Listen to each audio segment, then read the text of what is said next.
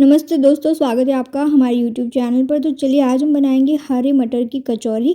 और ये जो कचौरी है मैंने गेहूं के आटे से बना के तैयार की। आप देख पा रहे होंगे इतनी ज़्यादा खस्ता बन के तैयार हुई थी। और साथ ही में इसको हम सर्व करेंगे चटनी के साथ। तो यहाँ पे ये जो हरे मटर है ना, उसे हमें छील के जो मटर है उसे अलग कर लेंगे। और तकरीबन आपको कम से कम 1 कटोरी मटर चाहिए होगा, जिसका हम मसाला यानी कि जो फिलिंग है ना वो तैयार करेंगे। और यहाँ पे जो सर्दियों की स्पेशल ये रेसिपी होने वाली है, और पूरा अंत तक ज़रूर से देखिएगा। तो चलिए सबसे पहले तो हम आटा लगा लेते हैं, क्योंकि आटे को फिर रेस्ट के लिए भी तो रखना होगा। तो तब तक हम मसाला बना लेंगे। तो चलिए आटा लगाते हैं। तो यहाँ पे 1.5 कटोरी गेहूं का आटा लिया है। तो आप चाहें ना तो सिर्फ मैदे की भी बना सकते हैं, या तो फिर मैदे और गेहूं के आटे का जो है मिश्रण करके भी बना सकते हैं। वैसे भी टेस्टी बनती है, लेकिन आज मैं इसको गेहूं के आटे से बना के तैयार कर रही हूँ। तो यहाँ पे हम डाल देंगे स्वाद अनुसार नमक और अच्छे से मिला देंगे इसको। और फिर हमें क्या करना है ना, इसके अंदर गुनगुना जो कि हल्का सा गरम करके तेल हम इसके अंदर डाल देंगे। और साथ ही में जो पानी है ना उसको भी हल्का सा गरम करके इसके अंदर डालेंगे। तो उससे क्या होता है ना, जो कचौरी है ना काफ़ी ज़्यादा खस्ता बनती है। तेल डालने के बाद हम इसके अंदर डाल देंगे पानी, और इस प्रकार से अच्छे से मिक्स कर लेंगे। तो यहाँ पे हम मोइन ही लगा रहे हैं, तो मोइन को इस प्रकार से हम लगाएंगे। अब अच्छे से मिक्स कर लेते हैं। तो अभी आपको गूँथना नहीं है, अच्छे से बस जो तेल हमने इसके अंदर इस्तेमाल किया है ना, तो वो सही क्वांटिटी में डाला है नहीं, वो इस प्रकार से आप चेक कर सकते हैं। इस प्रकार से जब आटा बन जाए ना अच्छे से मुट्ठी के अंदर, तो मतलब मोइन हमने सही लगाया है। कम से कम मैंने इसके अंदर डाल दिया होगा 2 से 3 चम्मच के करीब तेल 1.5 कटोरी आटे में। और यदि आपको तेल नहीं डालना तो आप घी भी डाल सकते हैं। पहले पूरे आटे को हम कंबाइन कर लेंगे, और उसके बाद हमें इसे जो कि गूँथना होगा। और जो कचौरी होती है ना उसका जो आटा होता है ना एकदम सॉफ्ट लगता है।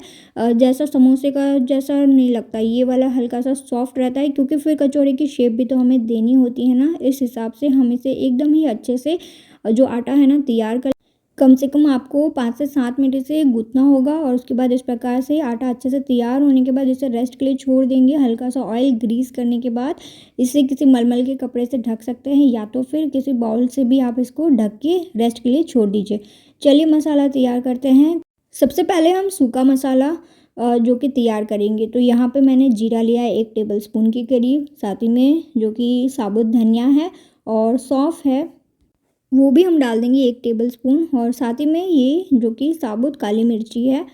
तो सारी जो चीज़ें हैं ना उसे हम अच्छे से भून लेंगे। तो कम से कम आपको 2 से 3 मिनट लग जाएंगी। मध्यम आंच पे इसे भून लेंगे जब तक कि इसमें से एक अच्छी सी खुशबू आना स्टार्ट नहीं हो जाती। और इसको जो रोस्ट करना है हमें, और फिर हम इसे दरदरा पीस लेंगे। यहाँ पे एक और चीज़ हमें पीस के तैयार करनी है, जो कि है अदरक और थोड़ी सी हरी मिर्ची, और साथ ही में थोड़ा सा कटा हुआ धनिया।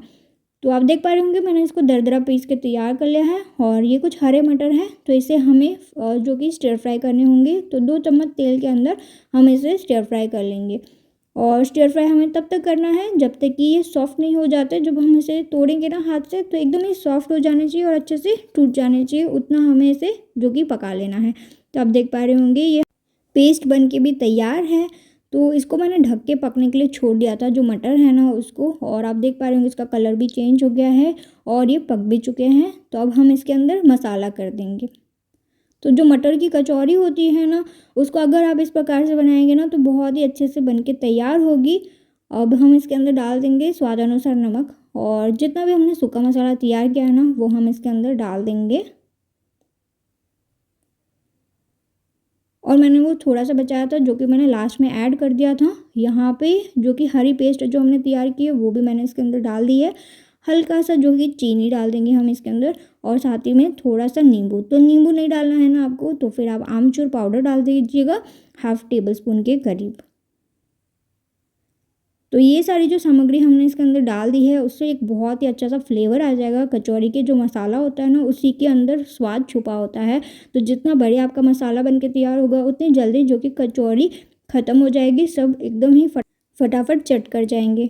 तो मसाले पे आपको खास ध्यान देना है। तो अब मैं मैशर की सहायता से इसको इस प्रकार से दरदरा पीस लेती हूँ। एकदम ही आपको इसको पीसना नहीं है, जो मटर के जो हल्के-हल्के जो मतलब उसका जो फ्लेवर होता है ना वो उसके चंक्स में आएगा, तो एकदम ही मत पीसिएगा। इस प्रकार से दरदरा रखिएगा जो मिश्रण है ना वो। तो आप देख पा रहे होंगे एकदम ही अच्छे से जो कि हमारी कचौरी का मसाला तैयार हो चुका है। अब इसे हम रूम टेम्परेचर पे आने देंगे।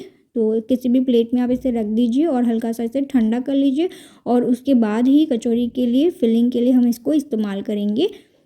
तो आप चाहें तो पहले जितनी भी कचौरियाँ हैं ना उसको बना के तैयार कर लीजिए, और उसके बाद एक साथ ही आप फ्राई कर लीजिए। या तो फिर आप क्या कर सकते हैं ना, जैसे जैसे फ्राई हो रही वैसे वैसे आप इसको बनाते जाइए, लेकिन बस यही है कि आटा सूखना नहीं चाहिए। तो आपको इसको किसी भी गीले कपड़े से जो कि ढक के रखना होता है। तो चलिए, आटा जो कि हमारा रेडी हो चुका है, 10 मिनट का रेस्ट का टाइम भी मिल चुका है। तो हम इसको जो कि छोटे छोटे बॉल्स में तोड़ लेते हैं। तो जितने बड़ी साइज़ की आपको कचौरी बनानी है उस हिसाब से इसके जो कि बॉल्स तोड़ लीजिए। तो यहाँ पे हम इसको अच्छे से टक इन कर लेंगे, क्योंकि एकदम स्मूथ सरफेस होना चाहिए ताकि कचौरी जो है ना वो अच्छे से फूले। तो जिस तरफ से हमने तोड़ा होता है ना उसी तरफ से हम क्या करेंगे ना, उसको अंदर की तरफ पे लेके जाएंगे आटे को, और साथ ही में इसको कटोरी की शेप दे देंगे। और कटोरी की शेप देने से क्या होता है ना, हम उसके अंदर फिलिंग अच्छे से जो कि डाल पाएंगे, और काफ़ी एक स्पेस भी हो जाती है। और जब हम इसे बंद करते हैं ना तो वो अच्छे से बंद भी हो जाती है। कचौरी की जो एजेस होते हैं ना वो काफ़ी ज़्यादा महत्वपूर्ण होते हैं, और जो कि हमें ज़्यादा पतला नहीं करना। जो कटोरी का जो शेप दिया है ना वो आपको इस प्रकार से ही रखना है, क्योंकि फिर आगे जाके हम इसको अच्छे से शेप देंगे। तो मैंने मसाला इसके अंदर डाल दिया है, हल्का सा इसको प्रेस भी करते जाएंगे, और इसे जो उसके किनारे हैं ना उसको एक साथ लेके आएंगे। उस प्रकार से आपको करना है। जो मसाला है ना वो अच्छे से जो कि उसकी बेस पे दब जाना चाहिए, उस हिसाब से आपको जो कि इसको प्रेस करते जाना है। आप देख पा रहे होंगे उसको ऊपर से मैंने कवर कर लिया है अच्छे से, और जो एक्स्ट्रा जो आटा रहता है ना उसको हम निकाल लेंगे। तो आपको इस प्रकार से आटे को निकालना है, और जिस तरफ पे हमने आटे को निकाला है ना उसे हथेली की तरफ पे रखिए, और इसे हल्का हल्का सा स्मूथ करने के बाद उसको प्रेस कर देंगे ऊपर से। तो आपको एकदम ही चपटा नहीं करना है, हल्के हल्के हाथों से इसे दबाते जाना है चारों तरफ से। एक ही जैसा मतलब उसकी जो थिकनेस होती है ना वो इक्वल ही रहनी चाहिए, उस हिसाब से हम रखेंगे इसको। और फिर ऐसा भी आप कर सकते हैं कि सारी जो कचौरी है ना साथ में बना दीजिए। मैंने तो तेल गरम करने के लिए रख दिया है, तो मैं जैसे जैसे बनाऊंगी ना वैसे वैसे इसको तलना स्टार्ट कर दूंगी, क्योंकि जो कचौरी होती है ना उसको तलने में काफ़ी ज़्यादा टाइम लगता है। कम से कम 10-15 मिनट तो लग ही जाती है। मध्यम आंच पे ही उसको फ्राई करना होता है। हाई फ्लेम पे यदि आपने फ्राई की ना कचौरी को तो फिर वो अंदर से कच्ची रह जाती है और खाने में बिल्कुल भी टेस्टी नहीं लगती है। तो जितना आपको समय बचता है ना उस हिसाब से काम कर सकते हैं। जैसे यदि आपके पास बहुत ज़्यादा समय है तो फिर आप एक साथ ही फ्राई कर सकते हैं सारी कचौरियाँ, जो कि एक ही बार में बना दीजिए उस हिसाब से। और जो साइज़ है ना कचौरी का वो भी आप जो कि छोटा बड़ा कर सकते हैं, जो भी शेप आपको पसंद है उस हिसाब से भी आप जो कि इसका शेप दे सकते हैं। बस जो मसाला है उसकी प्रक्रिया आपकी जो कि सेम रहेगी। अब मैं दूसरी कचौरी भी तैयार कर लेती हूँ।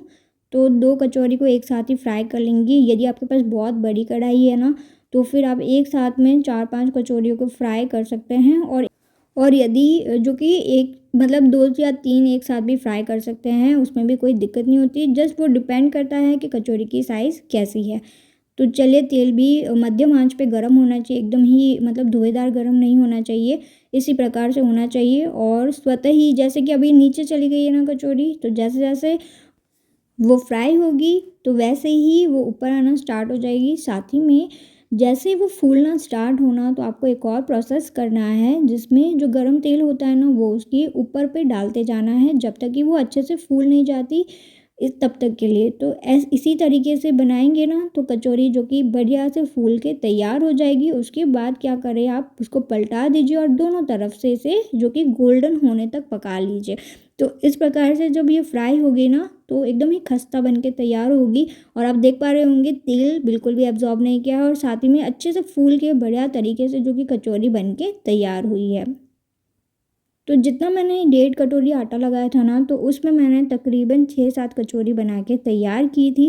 तो क्वांटिटी आप अपने हिसाब से कम ज़्यादा कर लीजिएगा। और जो आटे की कचौरी होती है ना तो वो खास करके मतलब गर्मा गर्म ही आप सर्व कर लीजिएगा, क्योंकि फिर क्या होता है ना बाद में वो खस्ता नहीं रहती है। और ऐसे तो कचौरी को गर्मा गर्म ही खाया जाता है। या तो आप जो है कचौरी को जो मीठी इमली की चटनी आती है ना उसके साथ सर्व कर सकते हैं, या तो फिर कोई भी जो मीठी कढ़ी जो मैंने एक बार ना आपके साथ शेयर की है पिछले वीडियो में, तो वो भी आप चेकआउट कर सकते हैं। बहुत ही अच्छे से बढ़िया वाली जो मीठी कढ़ी होती है ना, खास करके राजस्थान और गुजरात साइड पे ये वाली जो कढ़ी बनती है ना, वो कचौरी के साथ लोग खाते हैं और बहुत ही ज़्यादा स्वादिष्ट लगती है। तो आप कचौरी के साथ कढ़ी एक बार ट्राई करेंगे ना, तो आप हर बार कढ़ी खाएँगे और जो कि चटनी को भूल जाएँगे। उस तरीके की इतनी ज़्यादा फ्लेवरफुल जो कि कढ़ी होती है और गरमा-गरम उसको सर्व किया जाता है कचौरी के साथ।